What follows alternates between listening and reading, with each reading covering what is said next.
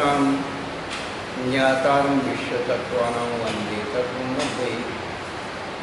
गुरुदेवादित्य महावीर भगवान की जय, गोमकेश्वर बाबूरी भगवान की जय, कलकलवटे भगवान की जय, जिनको सरस्वती जन्मानी माता की जय, कुमकुंद आचार्य भगवान की जय, उमा स्वामी आचार्य भगवान की जय, समन्वदर आचार्य भगवान की जय, मूलपाद आचार्य भगवान की जय, अकलंक आचार्य भगवान की जय, तीन विशेष सदी के पूर्वाचार्य चार चक्रवर्ती आचार्य सांसागर जी महाराज की जय, प्रतिथि पट्टाधीश आचार्य श्रोमणी गुरुवर शीतल सागर जी महाराज की जय, मम शिक्षा गुरु ज्ञान श्रोमणी आचार्य परसुत सागर जी महाराज की जय, तीन कमनाओं करुण राज की जय। धर्मानुरागी अभ्यात्माओं, पिछले दिनों से हम लोग अपने बारे में सुन रहे हैं, अपने बारे में प्रमाणित जानकारी, हम अपने बारे में क्या जानते हैं, हमारे पास क्या शक्ति है, क्या पावर है, क्या ऊर्जा है, हम क्या कर सकते हैं, क्या बन सकते हैं, इसकी विधि केवल एक जैन दर्शन में, जैन धर्म में बताई है। हम उस शक्ति को, ऊर्जा को पहचाने और उसका सदुपयोग करके उस परम पद की प्राप्ति करें, परम आनंद की प्राप्ति करें। पिछले दिनों से हम उमा स्वामी आचार्य विरचित तत्वार्थ सूत्र के बारे में आपको बता रहे हैं और 6वें अध्याय से हमने उसे शुरू किया है, जिससे आपको ये समझ में आए कि हमारा शरीर, हमारा वचन, हमारा मन कितना कीमती है। जिन जिन जीवात्माओं ने अपने मन वचन काया का सदुपयोग किया है, उनके नाम का पत्थर मंदिर में रखकर पूजा जा रहा है। तो जिन जिन आत्माओं ने अपने मन वचन काया का दुरुपयोग किया है, उनके नाम का पुतला होली और दशहरे पर जलाया जा रहा है। जितना भी हम कर्म का उपार्जन करते हैं, उस कर्म का नौकर्म ये हमारा शरीर, वचन और मन है। शुभ में लगाते हैं तो पुण्य की वर्णाएं आती हैं, अशुभ में लगाती तो पाप की वर्णाएं आती हैं। तुलसी काया खेत है, मनसा भया किसान, पाप पुण्य तो बीज हैं, बोई सो ले निदान। अपनी खेती में हमें क्या बोना है, ये अपने हाथ की बात है।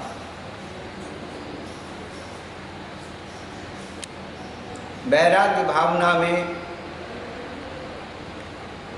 क्या कहते हैं, बीज राख फल भोग वे, ज्यों किसान जग माहि, त्यों चक्री निप सुख करें, धर्म विचारे ना। जैसे संसार में किसान बीज को सुरक्षित करके फसल का भोग करता है, उसी प्रकार से महापुरुष भी संसार सुख कैसे भोगते हैं, तो पुण्य की सुरक्षा, पुण्य के बीज को रक्षित करते हुए ही उसके पुण्य के फल को भोगते हैं। लेकिन हम लोग बीज सहित उसका भोग कर लेंगे और जब खेती करने का समय आएगा, उस समय पर किसी ने बीज नहीं दिया तो हमारी खेती कोरी रह जाएगी। पुराने लोग कहते थे, जो खेती करते थे, कि डाल का चूका बंदर, आषाढ़ का चूका किसान, उसको जाति से बाहर कर दिया जाता। क्यों? आषाढ़ में किसान ने बीज नहीं बोया तो फिर क्या करेगा वो? जब फसल नहीं आएगी तो दूसरों से ही उधार मांगेगा, दूसरों को परेशान करेगा। और उसने फसल को बीज बोए हैं तो फसल आएगी तो उसे विश्वास रहेगा, दूसरों को भी विश्वास रहेगा कि इसके पास फसल है तो ये बाद में रिटर्न हमें लौटा सकता है। कहने का अभिप्राय, महाराष्ट्र में आज भी एक परंपरा है कि उसके घर में खेती है, जिसके घर में खेती है उसी के लड़के की शादी होती है। खेती नहीं तो शादी भी नहीं करते बच्ची की। क्यों? अरे कुछ नहीं तो लड़का कम से कम खेती में मेहनत करके बीज बो करके अपना पेट तो पाल सकता है। इसलिए प्राचीन काल में लोग कहते थे उत्तम खेती मध्यम बान अधम चाकरी भीख निदान। खेती को उत्तम बतलाया और व्यापार को मध्यम बतलाया और नौकरी को अधम बतलाया। नौकरी मतलब गुलामी। आपने अपना भाग्य बेच दिया।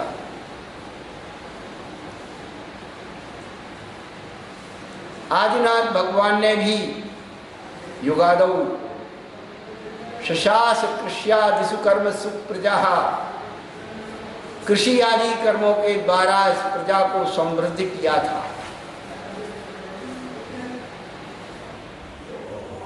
कहने का अभिप्राय दिया, एक कर्म भूमि के जहाँ पर हम पुण्य और पाप को के बीज कमाते हैं, जब कुछ करना ही है तो अपने मन वचन के काय के द्वारा कुछ अच्छा कर लें। अपने इस शरीर में रहकर जिंदा रहना कोई आश्चर्य की बात नहीं।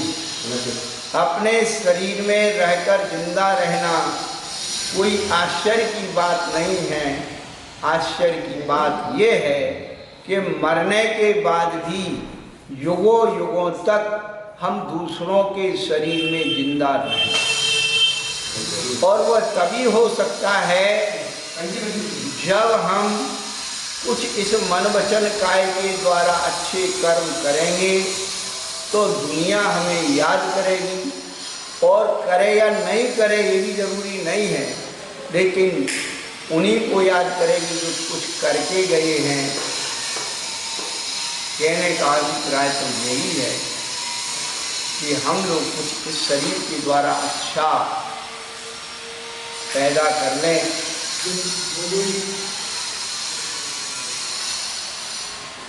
तो वह शुभ से पुण्य का और अशुभ से पाप का आश्रय होता है, और उसमें कषाय का सहयोग होता है, वो सांप्रदायिक आश्रय है जिसमें इंद्री कषाय अवृत क्रिया, ये अधिकतम हम लोग इन सब का उपयोग अशुभ में ही कर रहे हैं, इससे पाप का आश्रय हो। लेकिन पांचों इंद्रियों को हम अच्छे अच्छे कर्मों में लगा दें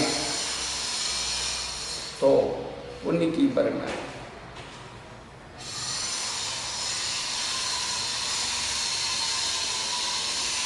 अच्छा सोचें, अच्छा बोलें,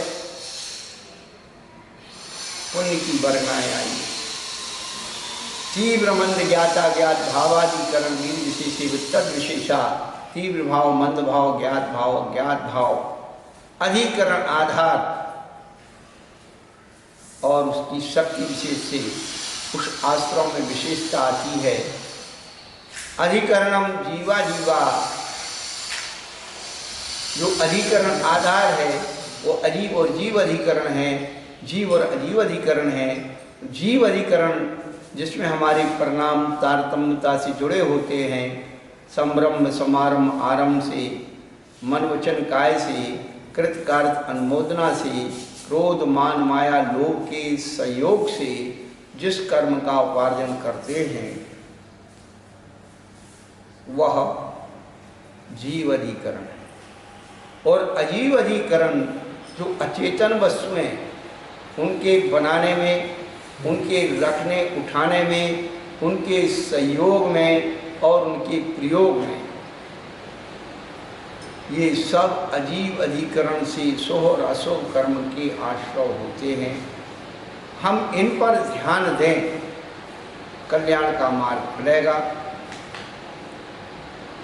अच्छी बातें समझ में नहीं आती हैं, गलत बातें जल्दी समझ में आती हैं, क्योंकि अनादिकाल के संस्कार जीव को अपनी तरफ खींचते हैं। जो अच्छी बातें समझ में नहीं आ रही हैं, वो कौन सा कर्म है जो हमें नहीं समझने देता है, वो ज्ञानावरणी कर्म है। वो कैसे उत्पन्न होता है, सामने रखी हुई वस्तु नहीं दिखती है, वो दर्शनावरणी कर्म है। अभी कोरोना आ गया, मंदिरों के दर्शन बंद हो गए। ये दर्शनावरणी कर्म का उदय तो है ही, ये समझ लेना कि हम सम्मत की आराधना से भी दूर हो गए। तो ये ज्ञानावरणी और दर्शनावरणी कर्म कैसे उत्पन्न होते हैं, आश्रित होते हैं, उनकी वर्गनाएं कैसी आती हैं। प्रदोष नवमास्यार्यांतराया साधनों बुखाता ज्ञान दर्शनावरणी।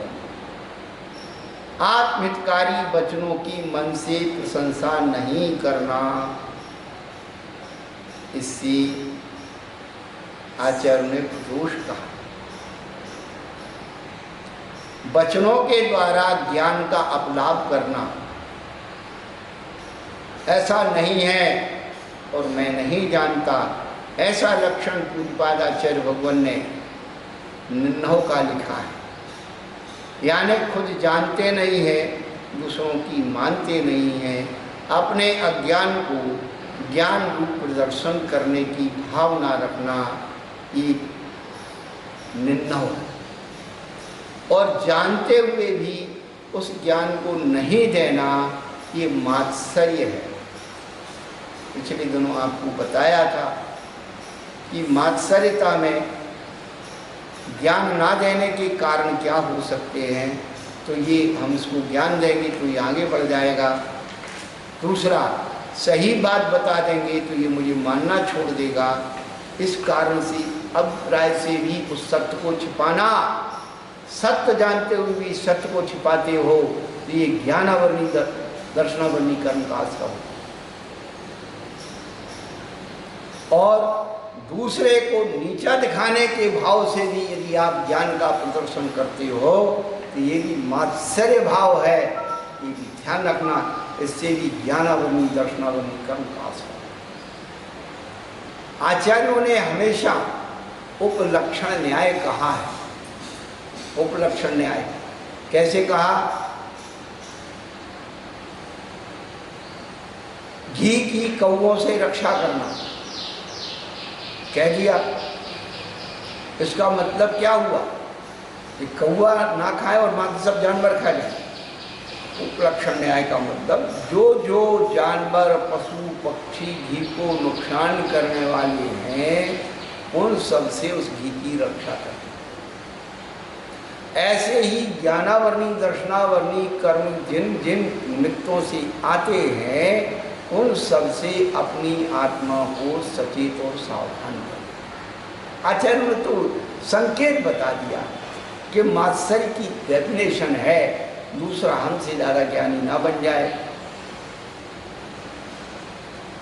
उसमें जो हेतु परक चिंतन है, उसके द्वारा हम अपने आप को समझे, जाने। और वेदनीय कर्म का अशाता वेदनी और शाता वेदनी, तो असाता वेदनी दुख, शोक, ताप, आक्रंदन, बद, परिदेव, नान्यात्म, पर वो है स्थान शब्द। और ये सबके जीवन में अनुभूत है। दुख से ज़्यादा शोक, शोक से ज़्यादा ताप, फिर आक्रंदन, वध, फिर परिदेव। आत्म, अन्य और उभय, स्वयं में, दूसरों में, दोनों में उत्पन्न कराने का भाव रखना, इससे असाता वेदनी कर्म की वर्णनाएं। अरे भाई, हमारी इस पूंजी से हम बहुत अच्छी अच्छी चीज़ें खरीद सकते हैं। ये मन वचन काय की संपदा से हम 3 लोग के राजा बन सकते हैं, 3 लोग के नाथ बन सकते हैं। इसमें इतनी बड़ी शक्ति है, केवल इस मनुष्य जीवन के शरीर में वो शक्ति है कि इस मनुष्य जीवन जो है साक्षात परमेष्ठी की पर्याय है। भैया कहाँ भटके हुए हो? इसी मनुष्य जीवन से साधु बन रहे, इसी मनुष्य जीवन से उपाध्याय बन रहे, इसी मनुष्य जीवन से आचार्य बन रहे। आज वर्तमान में 3 पद बिल्कुल प्रत्यक्ष सामने दिख रहे, किससे पूछना?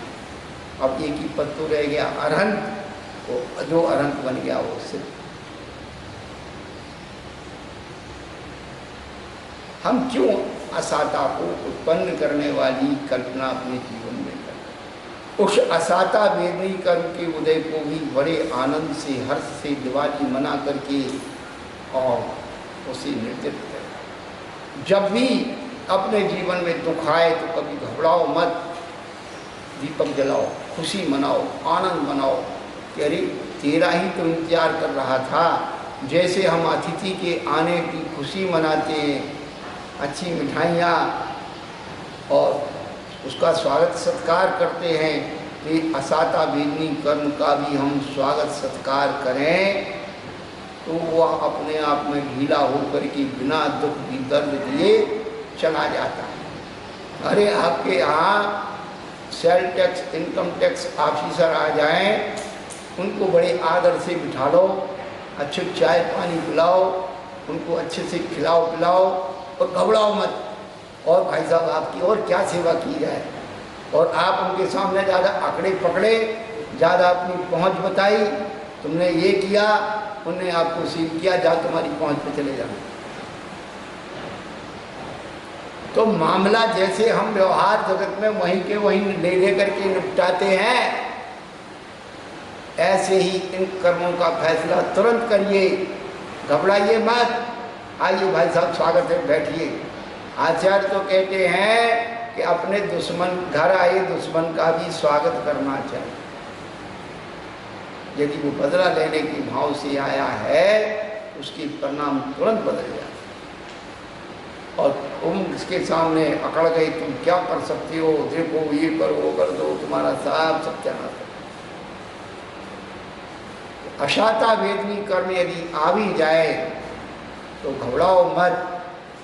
यही तो आचार्य ने कहा, असाता को साता में बदलने के लिए क्या करना पड़ेगा? भूत प्रत्यनुकंपा दान, शराब संयमादि योगा, शांति शौचमिति सद्विद्य। कितना प्यारा सूत्र है। इसको, इस सूत्र को अपने जीवन में निरंतर गुनगुनाते रहो। भूत अनुकंपा, वृत्ति अनुकंपा। देखिए आप, कोई हमारे रिश्तेदार नहीं, कोई हमारे समाज के नहीं, कोई हमारे पहचान के नहीं, फिर भी कोरोना में कितने लोगों ने सहायता की। भैया इनको भूख लग रही है, इनको प्यास लग रही है, कैसे कैसे उदाहरण सुनने में आए। छोटे छोटे बच्चों ने अपने अपने गोलक तोड़ करके कि नहीं ये पैसे अच्छे काम में लगना चाहिए, इनकी सहायता होना चाहिए, तो उनने अपनी गोलक तोड़ के जो पैसा दिया है वो पैसा बेकार नहीं गया, उनका पैसा शुद्ध बैंक में जमा हो गया, पुण्य की शुद्ध बैंक में जमा। ये साधारण बात नहीं। एक चिंतन में अपने व्यक्तिगत जीवन का चिंतन है, कोई अन्यथा नहीं। भारत की करेंसी पर महात्मा गांधी का फोटो छप रहा है। क्यों छप रहा है? ऐसा उन्होंने क्या काम किया जिसके कारण पूरी करेंसी पर उनका फोटो छप रहा है? जब हमने उनके जीवन चरित्र को पढ़ा, पहला गिरमिटिया भारतीय ज्ञानपीठ से प्रकाशित उनका जीवन चरित्र है कि जब वो दक्षिण अफ्रीका गए अब्दुल्ला का केस करने के लिए, वो हिस्ट्री हम लोग को बचपन में पढ़ाई गई, तो वो तो बैरिस्टर थे, बड़ी युक्ति से उन्होंने दोनों पार्टियों को समझौता करा दिया। केस लड़ना नहीं पड़ा, समझौता हो गया। अब इतनी दूर गए, अब लौटे कैसे? तो वहाँ पर जब चले फिरे लोग, उन्हें पता लगा कि भाई भारत से कोई ऐसा पढ़ा लिखा बैरिस्टर आया है, तो और लोग भी उससे सहायता लेना शुरू कर दिए। तो वो सलाई के पैसे, परंतु उन्होंने वहाँ रह कर के देखा कि हमारे भारतीय जो बंधुआ मजदूर हैं वो कैसे त्रास उठा रहे हैं, कैसे दुख उठा रहे हैं, कैसे उसमें पड़े हुए हैं। उन्होंने उनसे संपर्क किया और वहाँ पर एक बहुत बड़े स्थान को उन्हीं के द्वारा सफाई करवा करके उनके अच्छे अच्छे रहने की व्यवस्था की। और वहाँ पर जो उन्हें परिश्रम से, जो इनाम में, परिश्रम में, सम्मान में जो भी पैसा मिला था, उन्होंने वहाँ पर उसका ट्रस्ट बनाया और ट्रस्ट में बिल्कुल लिख दिया कि इससे मेरा कोई संबंध नहीं है, मेरी पीढ़ियाँ भी इस पर कोई चैलेंज नहीं कर सकती हैं, ये परोपकार के लिए ही मैंने ट्रस्ट बनाया है। हम तो ये की बात का विचार करते हैं, उस व्यक्ति ने उतना द्रव्य पुण्य कमाया था, लोगों की सहायता में उस धन को लगाया था, इसलिए उस गांधी का फोटो उस नोट पर छप रहा। अभी आपको एक ही बात बताई थी कि शरीर में रहकर जिंदा रहना कोई आश्चर्य की बात नहीं है, मरने के बाद युगों युगों तक दूसरों के शरीर में जिंदा रहो, ये आश्चर्य की बात है। आज भी 150 वर्ष बाद भी महात्मा गांधी जो है इस शरीर में लोगों के जेबों में जिंदा हैं। कहने का अभिप्राय है भूत अनुकंपा, जिसमें जाति वर्ण वर्ग भेद के रहित जो सहायता की जाती है वो भूत अनुकंपा कहलाती है। वृत्ति अनुकंपा, जिन्होंने आरंभ सारंभ परिग्रह को मर्यादित कर लिया है और अपने संयमी जीवन में जी रहे हैं, उनके प्रति भी उनके संयम को निभाने के लिए उनकी सहायता करना वृत्ति अनुकंपा है। और दान देने से हमेशा, दान क्या है ये तो समझ लें। दान अपनी हाथ से खेती में बोया गया पुण्य का बीज है। जैसे मिट्टी में बीज मिल जाता है, वो दिखता नहीं है, लेकिन 2 महीने 4 महीने की जैसी फसल होती है वैसा अंकुरित होता है और बड़ा होता है। ऐसे ही ये पुण्य रूपी कल्प वृक्ष के बीज हैं। इसलिए जो दान देते हैं वो भोग भूमि में पैदा होते हैं और उन्हें कल्प वृक्षों से ही सारे सुख मिलते हैं, उन्हें कमाना नहीं पड़ता। वो किस कारण से? वो दान के कारण।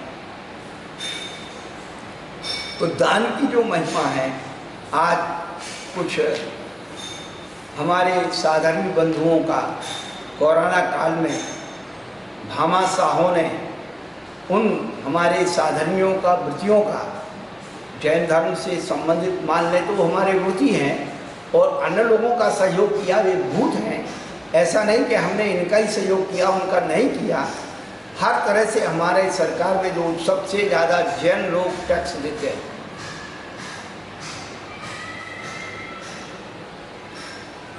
तो वही चीज़ है कि हमने अपने माध्यम से अपने साधर्मियों की हेल्प की, वृत्ति अनुकंपा, दान। तो दान के माध्यम से, दान एक ऐसी चीज़ है जो स्विच बैंक का काम करती है। अपना दिया हुआ अपने को मिलता है, अपना बोया हुआ अपन को खाता है। तो दान की महिमा को, दान हमेशा पात्र के लिए दिया जाता है, दान हमेशा आग्रह पूर्वक दिया जाता है, उसको दान कहते हैं। कोई अपन से मांगने नहीं आ रहा है, लेकिन उसकी ज़रूरत समझते हुए उसके प्रति हमें आवभाव होना चाहिए। नहीं भैया, इससे आपका काम चलेगा, जब आपके पास हो जाए, अभी आप ले लो, आपको नहीं ज़रूरत है, लेकिन जब आपके पास हो जाए तो। वह भी ऐसा नहीं है हम दान देना सीखें। पूज्य मुनि पुंगव सुधा सागर जी महाराज ने हमेशा ये कहा कि भाई हम दान देना सीखें। आपके पास जो है उसमें थोड़ा सा देना सीखिए। आप देना सीखेंगे तो आपके अंदर ऊर्जा, शक्ति और पुण्य की वर्णाएं, वही दान का एक बीज धीरे धीरे बढ़ करके आपको बहुत आगे बढ़ा देगी।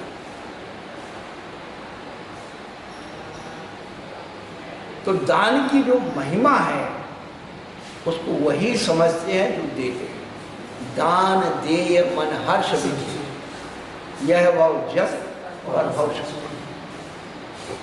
अंतरंग से किसी भी साधर्मी का, गुणीजनों का, वृत्तियों का हम जो सम्मान करते हैं, रक्षण करते हैं, अभिरधन करते हैं, वो सब दान है।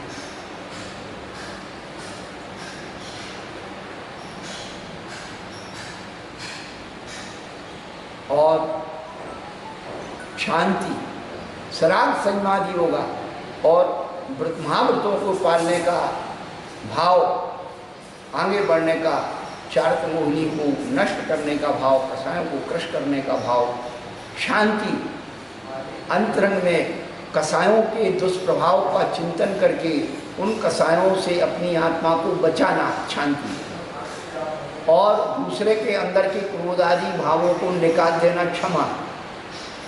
स्वयं के निकालना शांति है, दूसरों के निकाल देना क्षमा है। भैया आपने मुझे क्षमा नहीं किया अभी तक, ऐसे कहते हैं।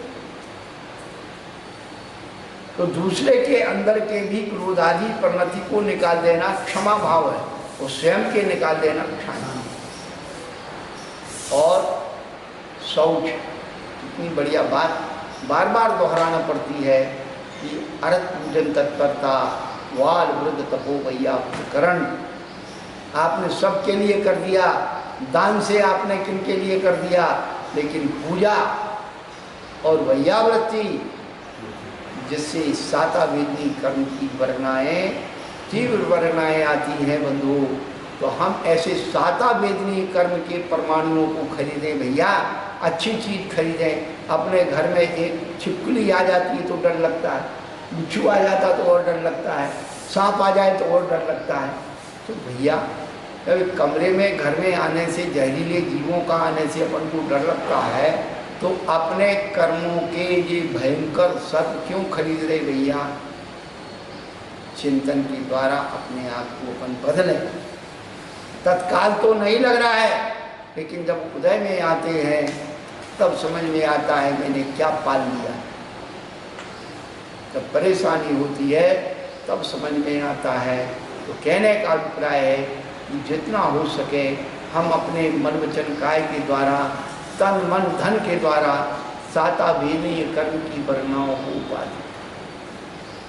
मोहनीय कर्म के बारे में कल बहुत अच्छी चर्चा हम आपको बता रहे थे कि दर्शन मोहिनी और चारित्र मोहिनी। दर्शन मोहिनी का दूसरा नाम मिथ्यात्व है और चारित्र मोहिनी का दूसरा नाम कष्ट है। तो दर्शन मोहिनी की वर्णाएं कौन सी आती हैं, कैसे आती हैं? सीधा सा गणित है। जो जो साधन हमारे सम्यक दर्शन के हैं, उन साधनों का अपमान करना, अनादर करना, उपेक्षा करना, अवर्णवाद करना, वे सब साधन हमारे दर्शन मोहिनी कर्म की वर्णाओं को। जब जीवंत तीर्थंकर थे, जीवंत केवड़ी थे, तब उनका अवर्णवाद करते थे कि वो कबलाहार करते हैं, स्त्री भी उस पद को प्राप्त कर लेती है, कपड़े वाला भी भगवान बन जाता है।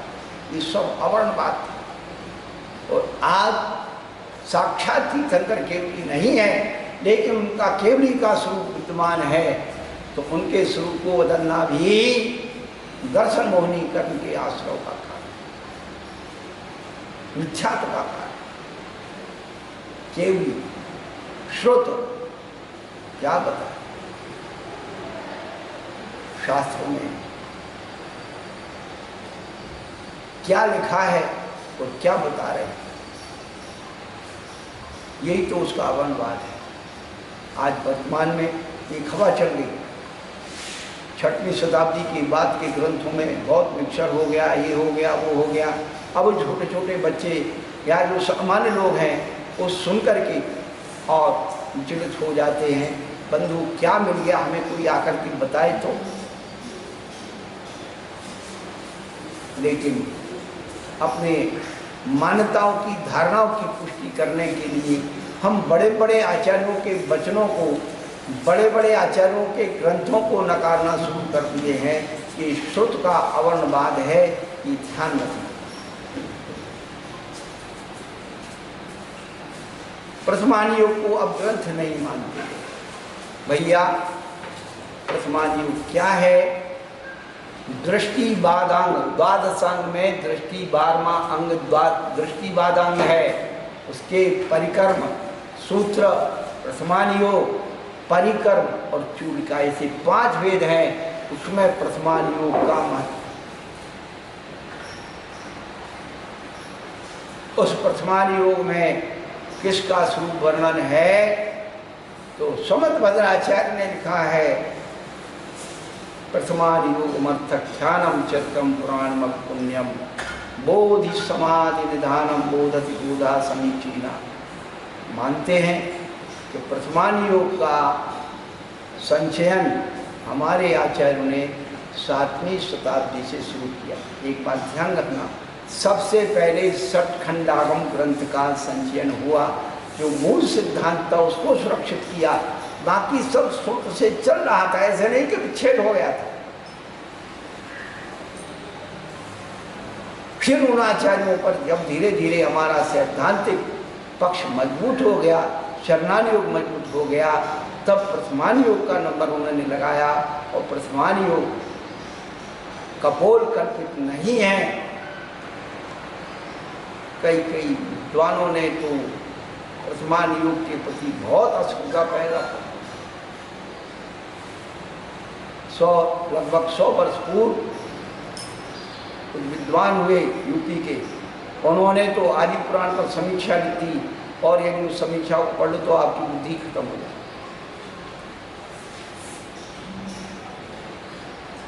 तो हम अपने धर्म ग्रंथों पर भी इटवे लगाते हैं, तो क्या हो? जिन वच में शंका न धार, जिनेंद्र भगवान के वचनों में शंका नहीं करो,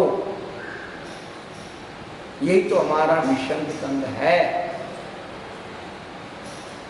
हम सम्यक दर्शन की दुहाई देते हैं, सम्यक दृष्टि बनना चाहते हैं, और शास्त्रों पर हमारी श्रद्धा नहीं है। क्या हमारा जीवन? तो केवली का, सुत का, संघ का, चतुर्विध संघ का वर्णवाद करना। अच्छे अच्छे आचार्यों को आपने क्या क्या बना दिया, किसी को भट्टारक बना दिया, किसी को फलाना बना दिया, किसी को भ्रष्ट, तो ये अवर्णवाद। आप काष्ठा संघ की बात आती है। काष्ठा शब्द का अर्थ क्या होता है? तो आप सब जानते, काष्ठा का मतलब आप तो कहते हैं लकड़ी हो, लेकिन शब्दकोश में, नाममाला में धनंजय कवि ने, और शब्दकोश में, सब शब्दकोश में, कोई अपने व्यक्तिगत नहीं, शब्दकोश में काष्ठा शब्द का अर्थ होता है दिशा। जैसे दिग माने दिशा, दिग अंबर, दिगंबर, ऐसे ही काष्ठा शब्द का अर्थ होता है दिशा।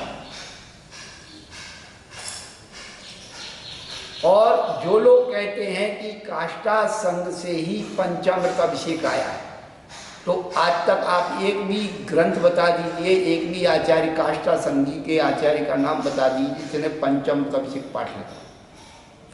हमेशा मूल संघ के आचार्यों ने ये अभिषेक पाठ लिखे। सबसे प्राचीन पूज्यपाद आचार्य का जैन अभिषेक पाठ है, 10वीं शताब्दी के शिलालेख में मिला कि पूज्यपाद आचार्य ने कौन कौन से ग्रंथ लिखे थे।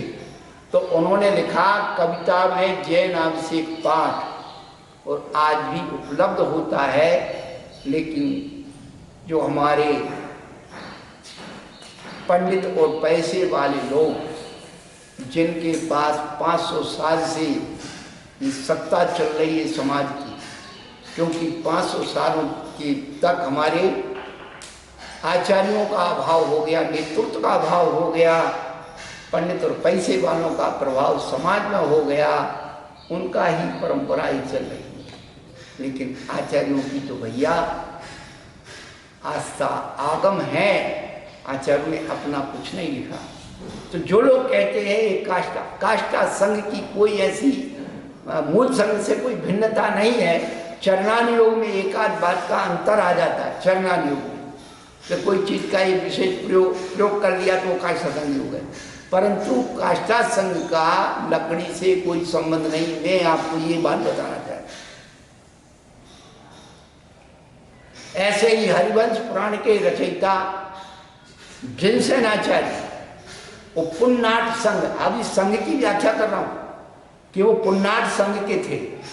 पुन्नाट शब्द का अर्थ कोई भ्रष्ट शब्द नहीं है। पुन्नाट शब्द का अर्थ दक्षिण। आप उसकी प्रस्तावना में पढ़ना, हरिवंश पुराण की प्रस्तावना। जैसे आप लोग प्रांतीय हिसाब से यहाँ मेवाड़ी कहे जाते हैं, कोई बागड़ी कहा जाता है, कोई जो है मेवाड़ कहा जाता है, बागड़ कहा जाता है, बुंदेलखंडी कहा जाता है। ऐसे ही उस समय वो पुन्नाट यानी दक्षिण देश के वो आचार्य थे, इसलिए उन्होंने अपना एक विशेषण पुन्नाट संघ लिख दिया। रविसेनाचार्य इति आर्षे, आर्षे जिनसेनाचार्य ने इति आर्षे। आर्ष शब्द का अर्थ क्या है? आर्ष शब्द ऋषि शब्द से बना है। ऋषियों के द्वारा प्रतिपादित मार्ग, निर्दोष मार्ग। हम शब्दों का भी प्रयास करके अपनी मान्यताओं की, अपने अहंकार की, अपने अधिकार की पुष्टि करें। जिन संघ से बाहर जो थे, द्राविड़ संघ थे, यापनी संघ थे, उनको जैनाभास कहा गया, लिंगाभास कहा गया। उनका इतिहास अलग है, लेकिन ये हमारे काष्ठा संघ मूल आमनाय के ही नंदी तट, नंदी जो है उसके नंदी संघ के ही उसमें परंपरा में एक काष्ठा संघ, तो मूल आमनाय का संघ है। हाँ, यापनी संघ के बारे में, द्रविड़ संघ के बारे में जो अन्य प्रकार की चर्याओं से या सिद्धांत से उन्होंने समझौता करके और कुछ तत्व को अलग प्रतिपादन किया, ऐसे वो संघवाद थे। लेकिन आज वर्तमान में भी हम प्राचीन आचार्यों को भी अंग से, संघ से बाहर कर रहे हैं, और वर्तमान के भी यदि कोई आगम के अनुकूल, प्राचीन आगम के अनुकूल अपनी बात कहता है, करता है, तो उसको भी कहते ये जो है ठीक नहीं है। तो भैया हम ठीक नहीं है, आप ठीक बने रहो, हमें कोई आपत्ति नहीं। लेकिन संघ का अवर्णवाद ये ध्यान रखना, दर्शन मोहनीय कर्म के आश्रय का केवली स्रोत संघ और धर्म, जिससे हम पुण्य कमाते हैं, पुण्य क्रिया होती है, ऐसी पुण्य क्रियाओं को पाप मान करके छोड़ देना, वो सब धर्म का वर्णन है। और देवताओं का अवर्णवाद, चतुर्निकाय के देवों का अवर्णवाद करना भी दर्शन मोहनीय कर्म का आश्रय है। बड़ा चिंतन करते हैं, आपको जरूरत उनकी है और फिर भी उनका अपमान करते हो, अनादर करते हो। जब तुम्हारी हमारी पुण्य पाप से सब कुछ होना है तो देवताओं को अकेले बीच में क्यों लाते हो? सबको लाओ ना, कि भाई हमारे पुण्य पाप से होना है, देवता इसमें क्या करेंगे? तो फिर पुण्य पाप से होना है तो फिर इनको बुरा क्यों बनाते हो? अपने पुण्य पाप भैया मेरे हुआ तो मेरे पुण्य से हुआ, पाप मेरे उदय था, इनने तो कुछ नहीं किया, इनने लाठी मारी, इनका कोई दोष नहीं। तो रिपोर्ट लिखाने क्यों जाते भाई? इन्हें लाठी मारी होगी, गाली है, मेरी पुण्य पाप कर्म का उदय था, उन्हें दे दी। इतनी समझ तो आ जाए तो कल्याण ना होगा। देवों की श्राप अनुग्रह की शक्ति को नकारना ये देवों का अवर्णवाद है। आप देवों की श्राप और अनुग्रह की शक्ति को नकार नहीं सकते। परम पूज्य संत शिरोमणि आचार्य विद्यासागर जी महाराज के गुरु आचार्य ज्ञान सागर जी महाराज ने जयोदय काव्य लिखा। उसके पहले भाग में लगभग 90 नंबर का शायद श्लोक है, मैं भूल जाता हूँ, और उसमें लिखा है कि आचार्य ज्ञान सागर जी महाराज ने जयोदय काव्य में इस सदग्रस्त को चाहिए कि अपने कुल देवताओं की उपासना करें, क्योंकि जो कार्य मनुष्य सहज रूप में नहीं कर पाता है, कठिन कार्य को उसको देवता लीला मात्र में कर देते हैं। और एक बार रत्नकर्ण साहब का चार्य की वाचना में संत शिरोमणि आचार्य श्री विद्यासागर जी महाराज ने स्वयं कहा, बरोपलिप्स्या सावान राग द्वेष मणिमशाह देवता यदि उपासिते देवता मुमुच। देव मूर्ता की परिभाषा बताते हैं। तो आचार्य भगवान ने कितनी अच्छी बात कही, लोग उसको ग्रहण नहीं करना चाहते कि जब कोई विशिष्ट लोग आते हैं तो उनके साथ और लोग भी आते हैं, उनका भी सम्मान होता है, सम्मान करते हैं। तो एक ही बात है, दृष्टिकोण में अंतर कहाँ है? ये क्रिया, वही क्रिया जब हम धर्म मान के करते हैं तो मूर्ता की उसमें जाती है। धर्म मान करके उनको हम भगवान मानते हैं तो मूर्ता के खाते में, लेकिन व्यवहार में उनको सम्मान के द्वारा सम्मानित करते हैं तो वह ना मूर्ता है, ना अधर्म है, न पाप। तो उनको भगवान मान करके फिर हम इस प्रकार तो व्यवहार की चीज़ों को हम इस तरह से देवों की शक्ति का अवनवाद करना, जिस देव की शक्ति से सम्यक दर्शन हो जाता वह देव नरक में जाकर के संबोधन करके आता, उनको सम्यक दिला देता है। वो देव आपकी कठिनाइयों में आकर के आपकी कितनी चारों को सहयोग करके आपके कार्यों को सफल कर देते, और नहीं करते तो ये प्रतिमानी पढ़ते क्यों कि रामचंद्र जी 6 महीने घूमे और उन्हें कृतांत बक्का जीवा करके, और वो जो है जीवा करके उसको जटायु का जीवा करके वो जो है संबोधन दिया है, उपकार किया कि नहीं किया? यही चीजें हैं कि हम लोग उपकारियों का उपकार भूलते हैं। तो कभी कभी यही समझ में आता है कि आज का इंसान जन्म देने वाले माता पिता का उपकार भूल रहा है, तो भगवान का और देवी देवताओं का उपकार भूल जाए तो कौन सा है?